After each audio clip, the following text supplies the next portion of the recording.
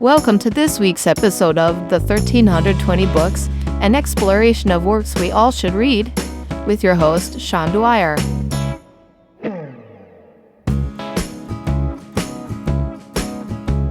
This week's novel is a Ray Bradbury classic, Fahrenheit 451. And we're sorry for pranking Sean last week on the video. Speaking of which, here he is. Yes, they pranked me. Hi, I'm Sean. If you watched the video on YouTube, you saw it. Welcome back. I'm an author and a professor. This is my book. I have been remiss in showing it to you. This is A Quest for Tears, Surviving Traumatic Brain Injury. My book discusses my auto accident in 2015. It's coming up right on 10 years. This is what my car looked like when I got smushed. It took me 9 years to be able to start reading books again.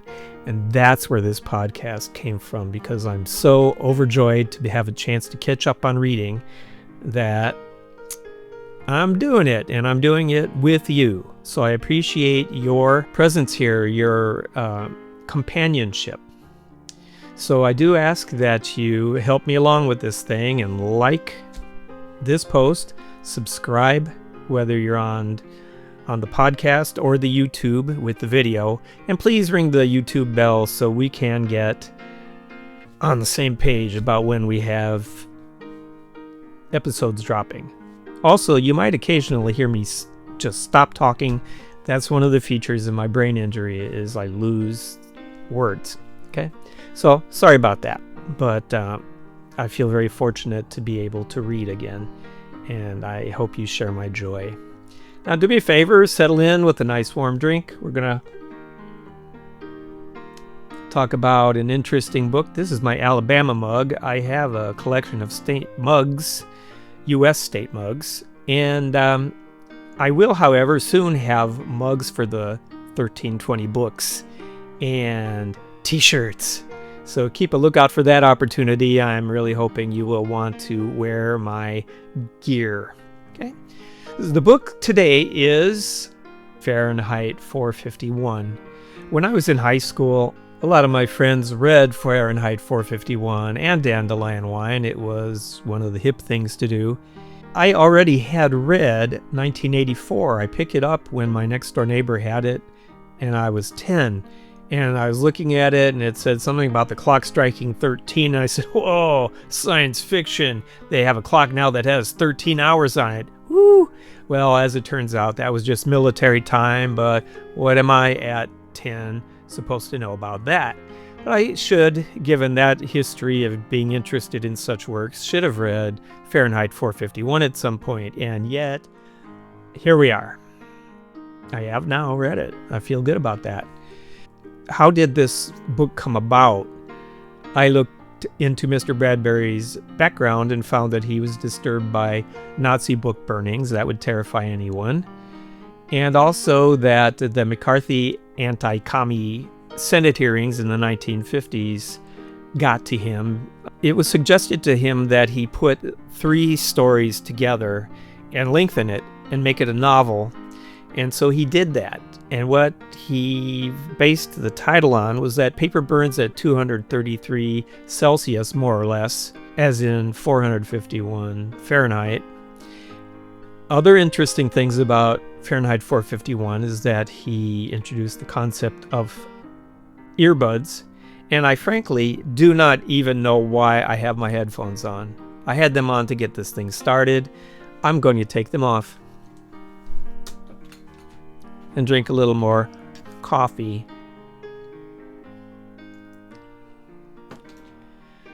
Hope I don't do that again. And in addition to earbuds, he also brings up the idea of machines that can dispense cash with a card. Go figure. Now, he also talks about flat screen TVs, big wall-size flat screen TVs. These would be similar to the telescreens in 1984, although the telescreens were two-way creatures and people could eavesdrop on you. Main character here is Guy Montag. You might have heard that name because he's an iconic protagonist, but no guarantee that you have if you haven't read the book. He's a fireman. When houses were designed to be fireproof a while back, it sort of coincided with the government deciding that it was dangerous for people to read books. There was no real reason for it. And so the government banned books, and firemen were given a new task. They were repurposed to become burners of books. So when they heard that there was a house that harbored books, they were dispatched to it. The fire brigade went in and burned the books out. And the people who read the books, hoarded the books, were punished severely. I'm not sure all of them were killed, but I'm sure some were. And as an ultimate form of censorship, book burning goes far beyond anything else, because if you just mark out words you don't want people to see in a book, then that's censorship. But if you destroy every single copy of a book, you have eliminated a voice, and that's just kind of terrifying. Now, the 1953 edition, the original hardback from Ballantine Books, you will see somewhere here. I hope not in front of my face. Thanks, guys. 1320 team. Calls these wonderful stories. People refer to Fahrenheit 451 now as a novel, but it was considered 3 different stories at the time because they were 3 stories that were patched together. Guy Montag is married to Mildred. She goes by Millie, and his wife loves to sit in the living room and watch the 3 walls, I think, and maybe they're trying to get a 4th wall, big wall-sized TV. Because on there, she is being fed the concept of a family that she is not, that it's a fake family. And these people are like real people to her. She's also addicted to pills, and at one point had overdoses.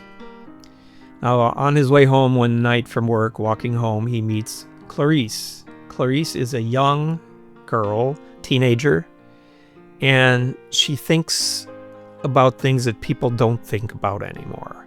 And so at this point, Guy becomes intrigued by her outlook on life and wants to know more about all the stuff that she thinks is important.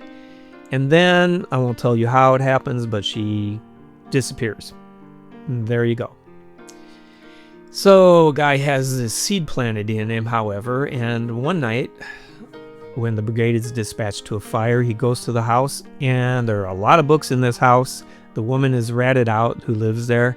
And as is the protocol, they use, I think, kerosene to set the house, to get it soaked, and the woman refuses to leave. They try to persuade her to come out. She refuses, and in fact, lights a match and sets herself on fire. She was not willing to live without her books, which is something that a lot of people can relate to.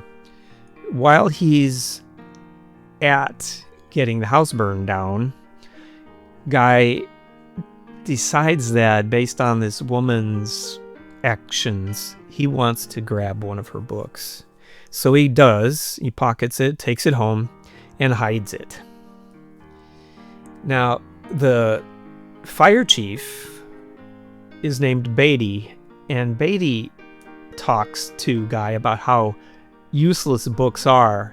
Beatty can quote books extremely well. He has a lot of information about things he read in his younger days before books were banned. And so that got me thinking, what if Beatty and Guy are going to get together and form a resistance against the book burning?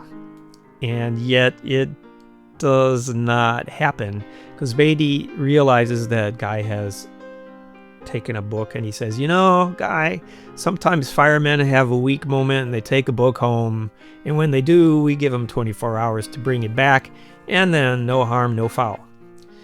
So Millie knows that Guy has this book, but instead of giving him the time to give back the book and not get in trouble, she calls the fire brigade on her own house, and then the brigade puts Guy at the front, and suddenly they show up in front of his house, and he is forced to burn out the interior of his own house. This sort of ratting on one's family in order to avoid getting in trouble is reminiscent of the Hitlerjugend, the Hitler Youth, who were told to report any nefarious behavior by their families, any anti-Nazi behavior, harboring of Jews, to the Nazi authorities, and parents would go down because of what their kids had been told to do. And this is the kind of situation that Bradbury was looking at, sort of extrapolating from Nazism. What's intriguing about that concept of censorship, etc., is that a lot of books nowadays are being pulled from libraries because interest groups are concerned that students will read books and have their minds affected by them. And also there have been book burnings, mostly symbolic, not government-sponsored per se, but groups that want to influence government. So Guy Montag has to leave the neighborhood, and he runs away, and he gets off into the countryside, and he's being chased. And then he comes across some intellectuals who have been hounded out of their jobs because they used to talk about books. And they're all camping like hobos, and what they're doing is figuring out how they're going to get them people reading again. And I think that's one of the things we are doing here, is getting people reading again. Tell your friends to come check out the podcast if you don't mind. So let me tell you what we're going to do. Okay, first of all, I want to mention that this is the edition of Fahrenheit 451 that you can get through villagebooks.com online. They'll ship it to you. And also, I want to point out that if you join my Substack at the1320books.substack.com, you can decide if you want to put your name in the hat to get my original copy of Walden sent to you. So next week, we are going to read A Connecticut Yankee in King Arthur's Court. I will do 2 or 3 others over the next 25 years, not sure when, but I wanted to knock one out early on. And as always, I'll give you a second book so you know what's coming after that. And I am going to, as my 4th book, talk about one of the collections of short stories by Jorge Luis Borges. So let me tell you, right now, we have finished 2 books. We have a mere 1,318 to go. There you go, KVB. And we are 1/659th of the way done with this project. So I'm looking forward to getting this thing in a good groove. I think this is starting to smooth out a little bit. And I can only count on my team to do what they do and make this an entertaining thing in the background. So we will just have to see what they come up with this time. All right. Love you all. Have a good day, night, whatever it is for you, where you are when you hear this. Bye-bye.